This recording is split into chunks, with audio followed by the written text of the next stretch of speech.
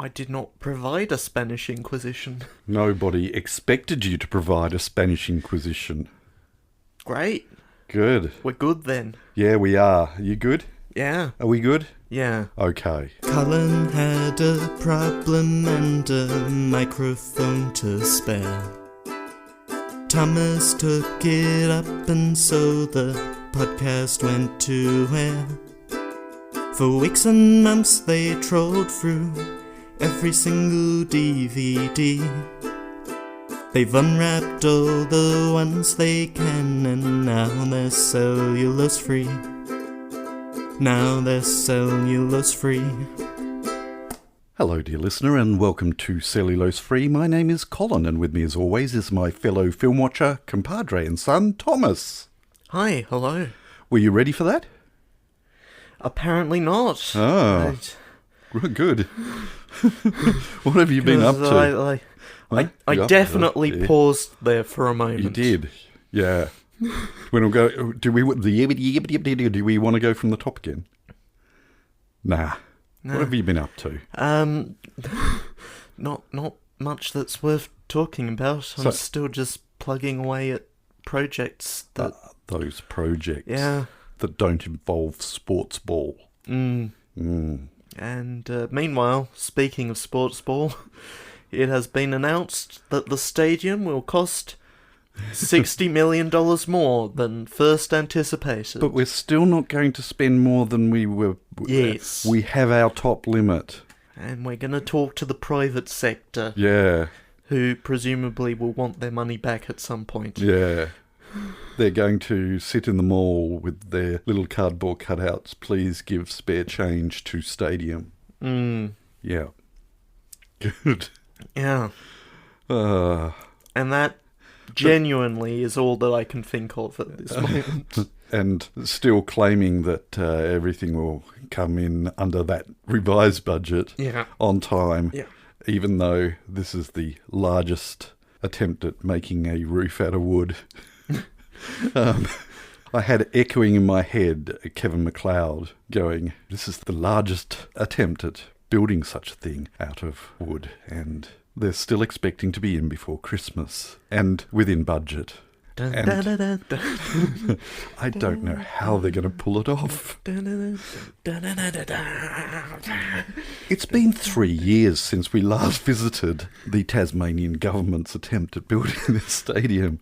They have 1 year left to complete it. No, this is 3 years after it was meant to be completed. Yes. Oh, yes. And I'm just walking up the alleyway now and, they still don't have the roof on. Oh, dear. We're doomed. We're doomed, Thomas. What have you been up to? What have I been up to? I did become a guinea pig. You did? So there we go. All of those people who are listening in, all those dear listeners who are anxiously awaiting news as to whether I would end up running around in a little running wheel. Boy, did I do that on, what day was it? Wednesday. I think it was Wednesday. No, it was Monday.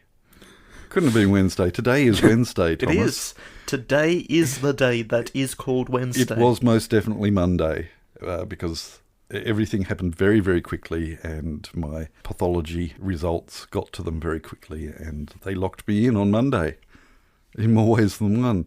I had to do some cognitive tests, Thomas, and that was far worse than running on a little running wheel. Mm-hmm. Things like having a sequence of numbers and letters read out to you, and you've got to not only memorize that sequence, but then repeat it back to them, but in first all the numbers in number order, and all of the letters in letter order. Yeah. So if I was to say to you 1, what would you come up with? 1. Okay, it starts off really easy. Yeah. But if I was to throw at you W, 3, 7, X, 5, N. 357 NWX. It's hard, isn't it? And there was basically a very short gap between these, and they started off easy, and then it got larger and larger and larger. And my goodness, I thought okay, I've got a system now in place, and then my brain would just throw out that system, and I would suddenly find that I've only got the numbers, and I've completely forgotten any of the letters, not just any order.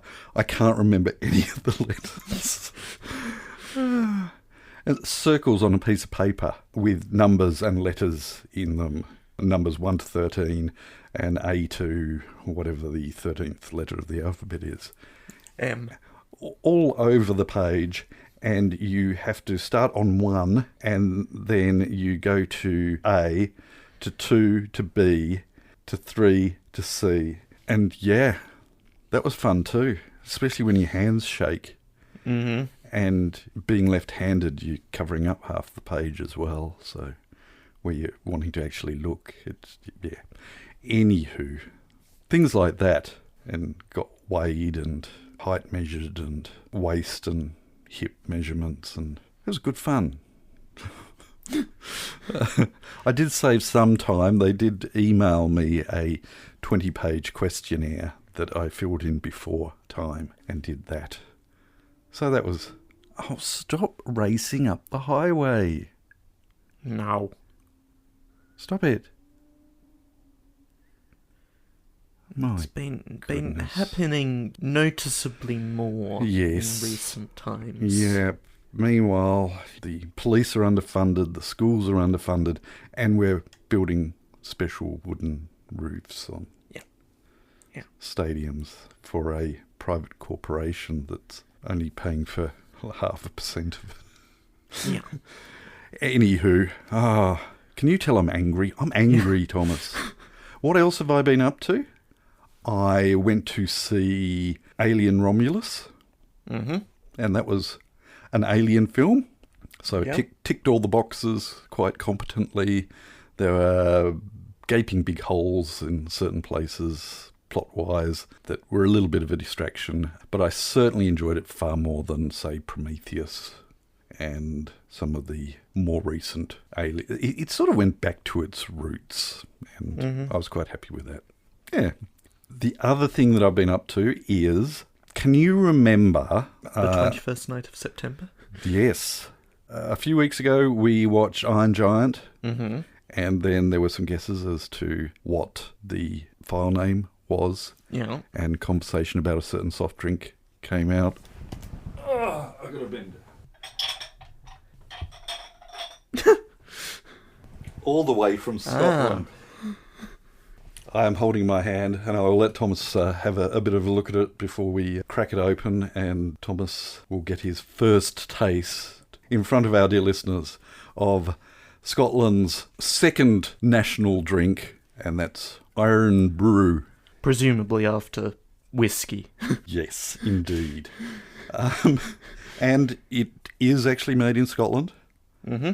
I'm going to be curious to know what you think of the colour of it. Yeah. Have you seen the colour of Mountain Dew? Yeah. Yeah. It's largely transparent, maybe a little green, greenish white. But glow-in-the-dark type green. Okay. Yeah.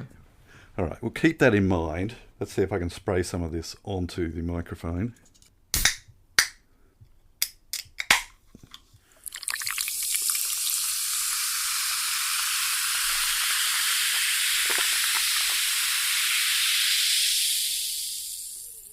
What do you think of that colour? That is an interesting orange. It is indeed. Supposedly that's the iron oxide in it. Right. Yes, which is where it gets its name from. It used to be called Ion Brew, as in BREW and IRON, but then the laws concerning naming things, the amount of iron in it isn't terribly high. Mm-hmm. So there were some questions as to being able to call it iron, and it wasn't brewed. So they renamed it Iron, RIN, BRU, to get around that. All right, bottoms up. Cheers.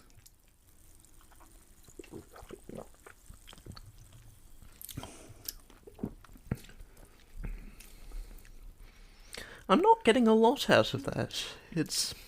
Well, the problem is, it used to be a lot more sugary, Uh-huh. but then Again, legal things required them to reduce the sugar content. It's like when the can says, a mix of fruit, I sort of expect more out of it. Yeah, and I think subconsciously you're expecting orange. Mm-hmm. And I'm not getting that at all. It's sort of a goldeny, orangey... I mean, it's almost beer colour. Almost, yes.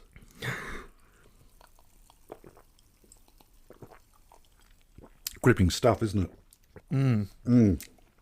So, believe it or not, it is the most popular soft drink still in Scotland. Right. Above Coca-Cola. That's their second most popular soft drink. Anyway, I'm going to put that aside over there.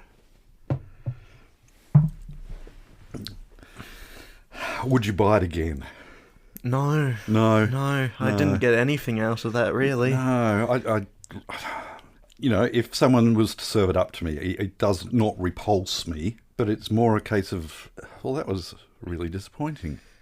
That's certainly how I felt the first time that I tasted it. It's just, it doesn't even leave a... No. Yeah. The aftertaste is just meh. It's inoffensive. Yeah. That's... Yeah. Yeah.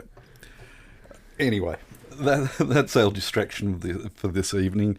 Maybe it'll give us a buzz later. Maybe the iron will boost our iron levels and we will suddenly get excited.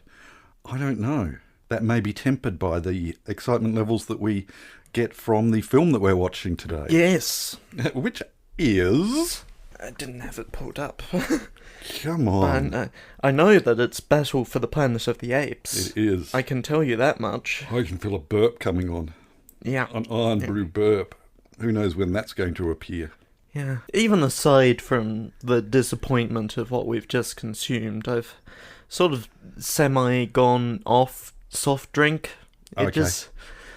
Oh, look, I should have cleared that with personnel before It just sort of leaves me feeling in a weird place. Uh-huh. Yeah. Fair enough. And yet that is a good thing. I've really cut back on my soft drink as well. And yet I will still consume oodles of it at Christmas and New Year's. Yeah. Well, I mean, that is the nature of such things. Yeah. Is that you eat and drink far too much of the stuff that you've been avoiding all year. Anyway, back to a Battle of the Planet of the Apes. For Battle 5, the Planet of the Apes. Would you, if you brought it up, tell our dear listener what it's all about? The ape civilization is trying to live peacefully with human beings who are atom bomb mutations. The humans plan and carry out an attack on the apes. There is also trouble within the ape community as one of their number plans a military dictatorship. And that was written entirely in crayon. So far, so beneath the Planet of the Apes. Like, I read this description the first time and I was like, this all sounds very familiar. It does, doesn't it? Yeah. The mutations and, the humans, and I still don't comprehend where this all fits into the whole timeline, even though they've been bouncing through timelines anyway. I don't know. I guess we're going to find out. Yeah. We're going to bring that up on the Disney Plus. Yep. We're going to watch it, and then we're going to come back and talk about it, so we shall catch you on the flip side. Turn to side B, and then to side C, and then to side D, and then finally to side E. Got nothing.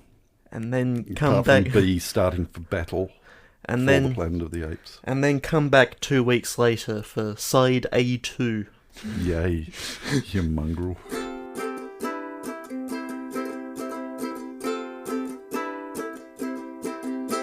So what did you think? Woof. I didn't see a single wolf in there. It probably could have been about half as long. And, yeah, that's... Even if they did, hurry, quick, hurry. I wish they had. Hurry, quick, hurry. There, I've recited 50% of the lines delivered by the humans. Yeah. That was really bad. Yeah. Oh, sorry, no, that's unfair. Because I did grab another section of the script. Oh, sorry, no, but that was partly humans and partly apes. So this was the Oscar Award-winning screenplay writing that consisted of "There it is," or was.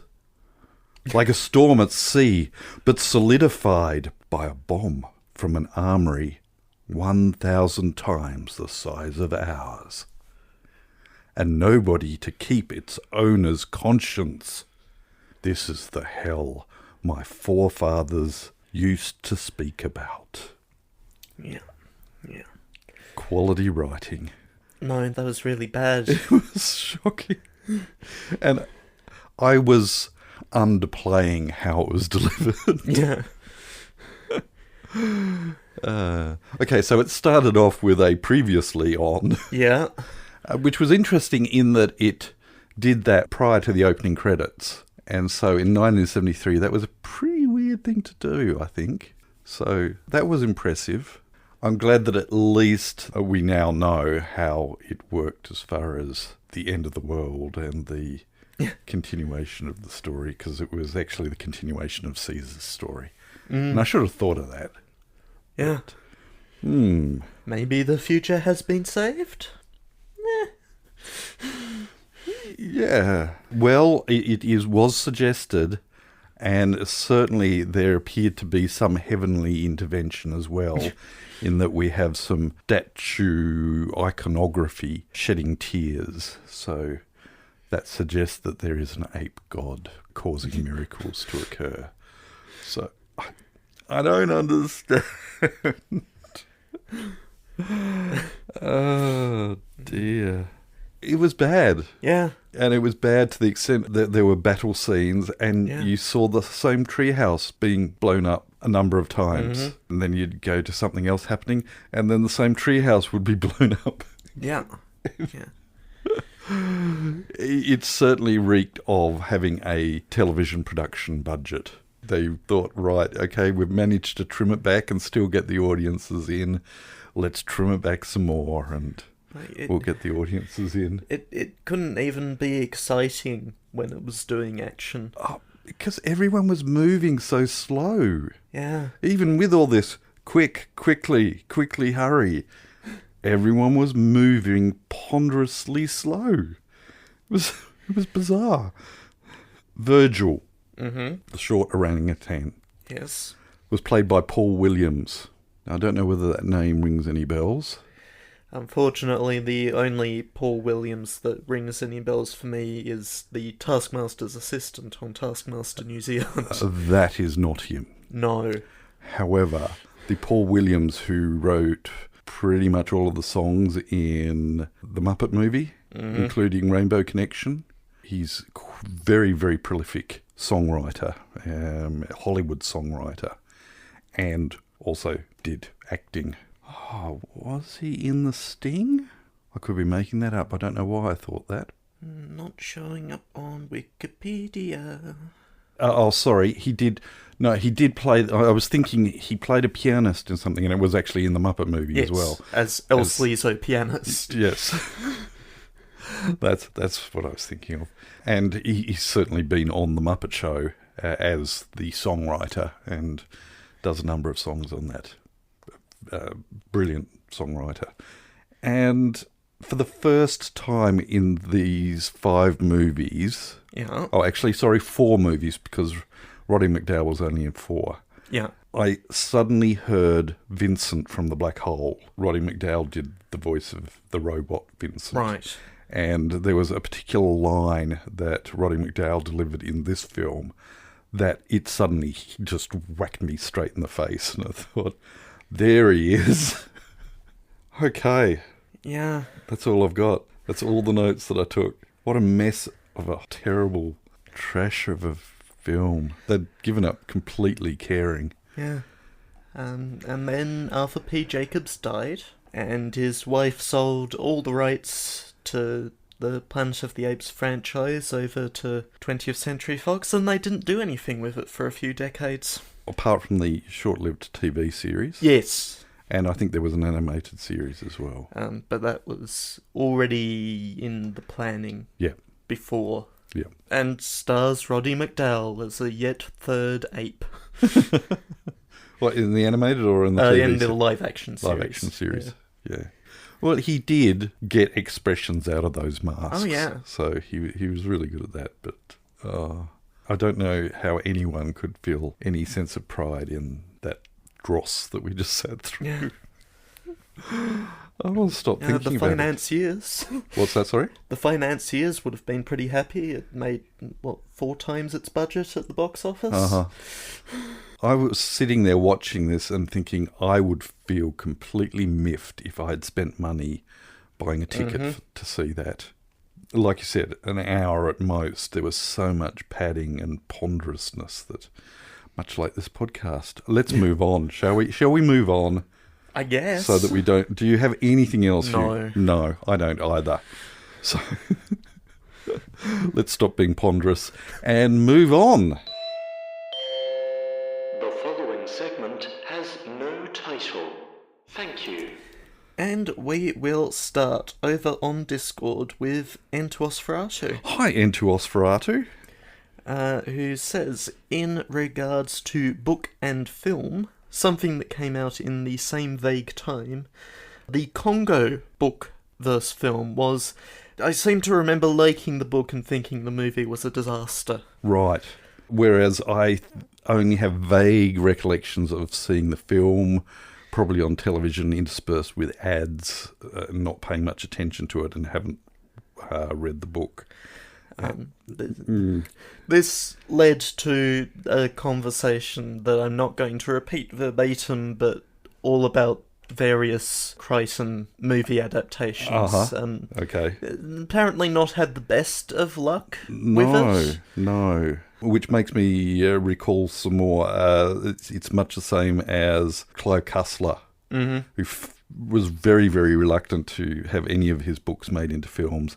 And then Lord Grade, I think it was, finally convinced him, come on, let's do Raise the Titanic. And after that, he said never again. And then finally someone convinced him to do it again. And we got Sahara out of that, which I actually have a soft spot for, but it bombed. Yeah, it's really a risk to sign off your book rights for a movie to be made. And there's certainly very strong success stories. I mean, back with Crichton, Jurassic Park. Yeah, absolutely. And for many moments there, though, it seemed to be heading in the direction that the Planet of the Apes original movie series went. It had its ups and downs, but nowhere near as down as what we just sat through. Yeah. The ones that sprang to mind that I'd jotted down before it appeared on my notes about the conversation that ensued about Crichton adaptations. Ender's Game. I was absolutely terrified about what they were going to do with that. I have a real strong connection with that book, which saddens me greatly because the author has gone completely off the rails in my opinion, and I get an icky feeling now, but still appreciate the Ender's Game series. As such, I was concerned about how a film adaptation was going to go there.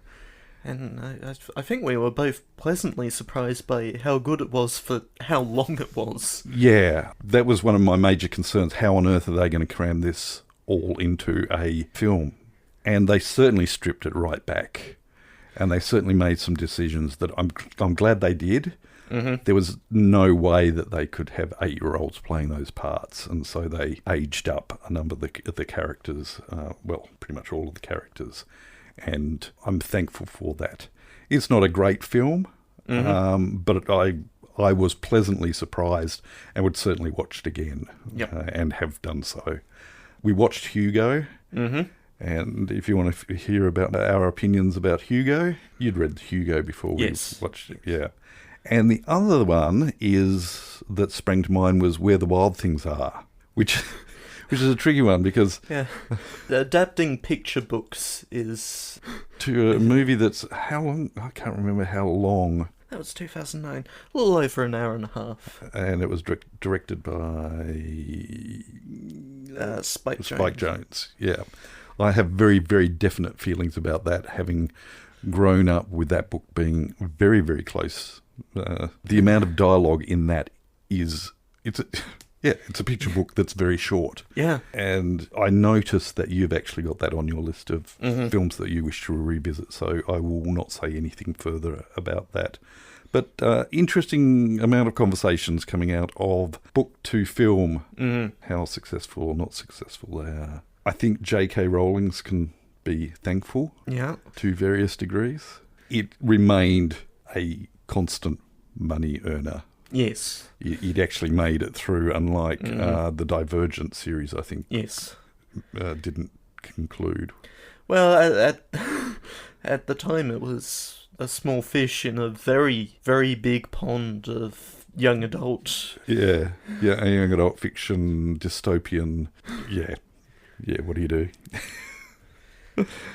Over on Facebook, Helen Hi, Helen. says, and you did put the Backmast film description in at the end. I do not know what you mean. I suspected you might, and I was not disappointed. I tip my hat to you, or I would if I was wearing one. Hey, I was actually surprised at how difficult that was. I thought that I would be able to pull it off really easily in my video editor, because I knew that I could reverse videos and stretch them and what have you. Unfortunately, I can certainly do that with video, and I can stretch audio, but for some reason it wouldn't allow me to flip audio. Right. So I had to bump it back out into Audacity, flip it in there, and bump it back into the video editor that I use to edit the podcast. So it was a labour of love doing that, I should point out. I don't think I've seen Contact, or maybe I have, but it hasn't stuck in my memory. But I do have the book. Might have to read it again, or watch the film, or both. Yep. Which, with the contribution over on Twitter by M... Hi, M. Will take us up to the guesses. Okay, let's check out. Let's start with M. M has gone with _contact. Who knows? Maybe next time my established pattern guesses will pay off. Maybe.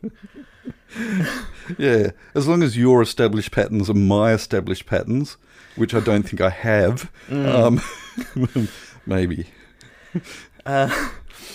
And Helen, who says she hates quote-unquote obvious file name options because it's not obvious enough, I am going with contact _ where the underscore is a squashed cat emoji. Ah, Helen remembered the squashed cat emoji.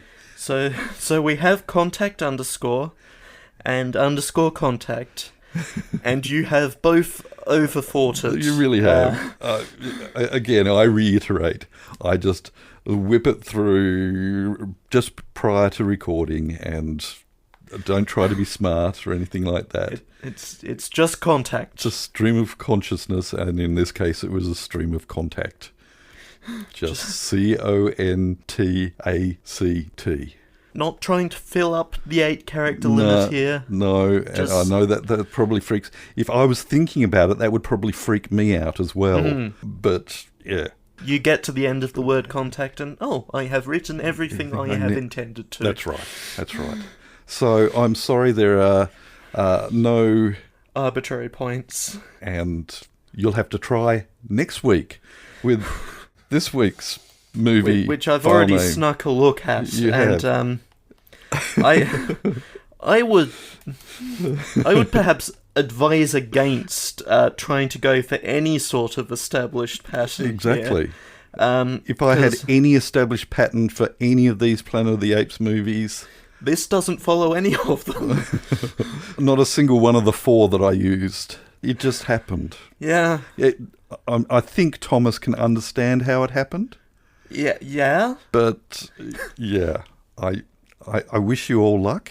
Yeah. Please have a go. See if you can switch your mind into right, I need to quickly create a file name to cram anything resembling Battle for the Planet of the Apes into an 8 alphanumeric or less space. Good luck with that. Yeah, or with any other contributions or film suggestions. Yeah. I'm glad that there was some conversation about Crichton's book to film, even though I only find out about it now.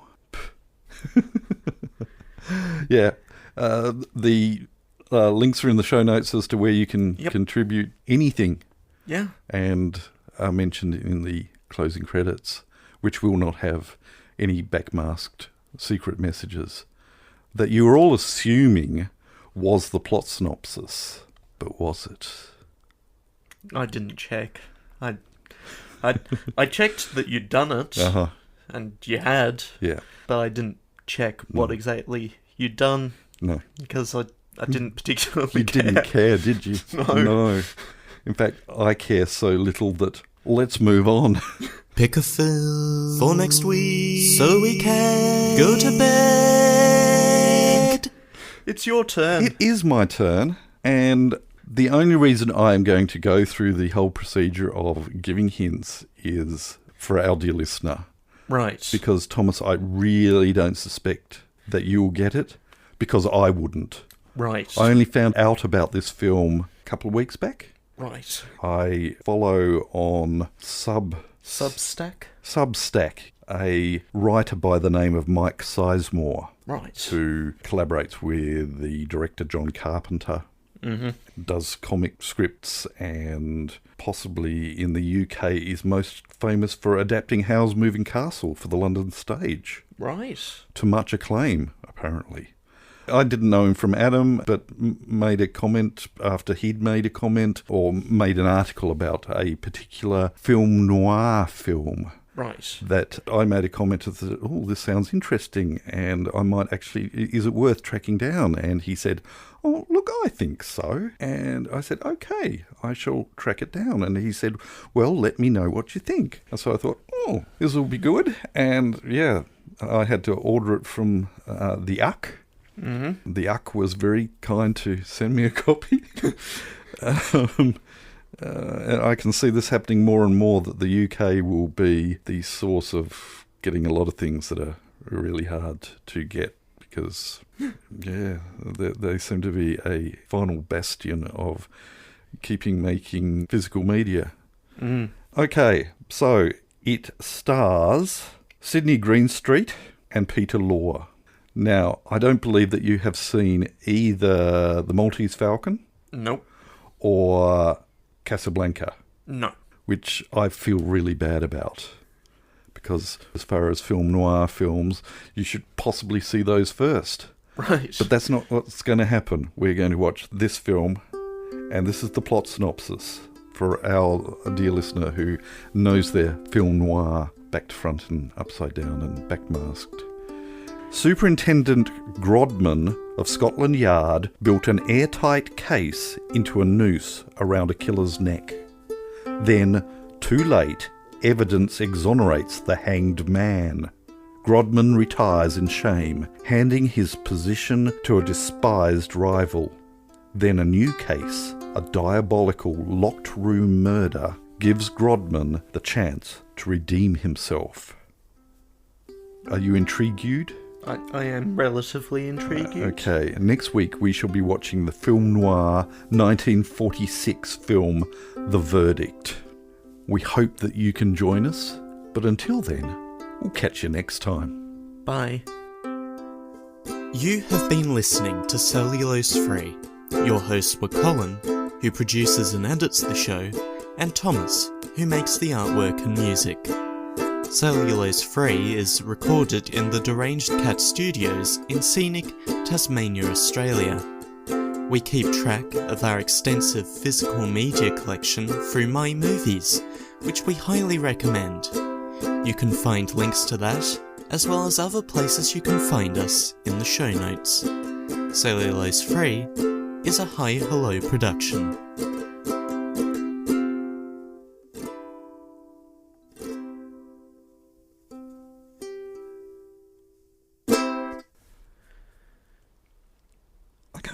Can't believe you haven't seen both. I feel No. really bad.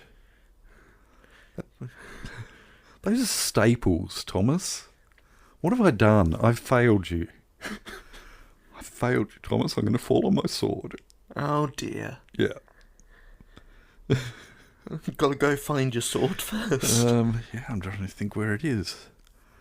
I know where my foil is. Uh-huh. That's in the shed. I've got a machete in the hall cupboard. Right. Sword. It's going to have to be one of those.